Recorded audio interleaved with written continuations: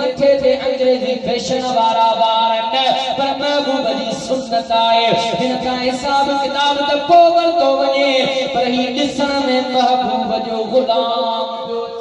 सुभान अल्लाह असा के दुनिया में एड़ी तरह रहना खपे जो असा के परे का दिसण वारो समझी वने ही आका जो गुलाम ही महबूब जो गुलाम आए जेके असा जी गुलामी वारा पटो ते दिन के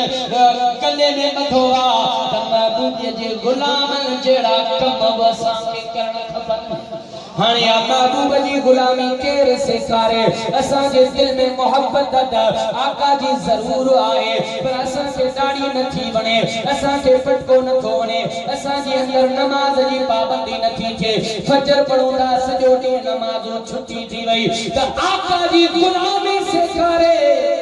दावत इस्लाम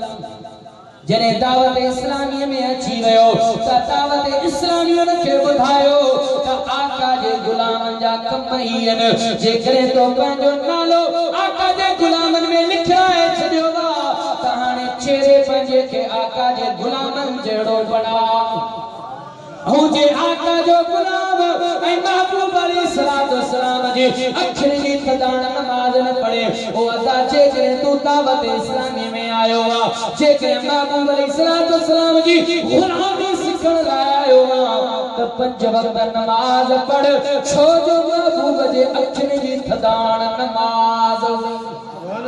महबूब अलैहिस्सलाम सजी जिंदगी अल्लाह के दीन की खिदमत किया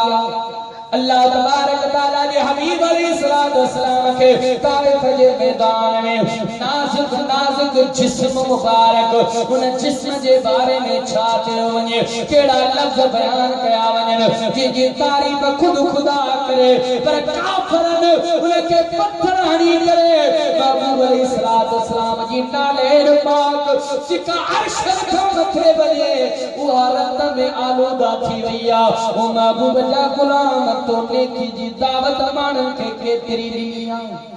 आका तसली जिंदगी महबूब जी अलैहिस्सलाम नेकी जी दावत दींदे बुराई का मना कर दे गुजारे तकलीफ बर्दाश्त कयो ओ मिठा महबूब जा गुलाम तो आका जो दिल सबक केतरो अगे पहुंचा असाई अमा गुनाह कदे दिसो था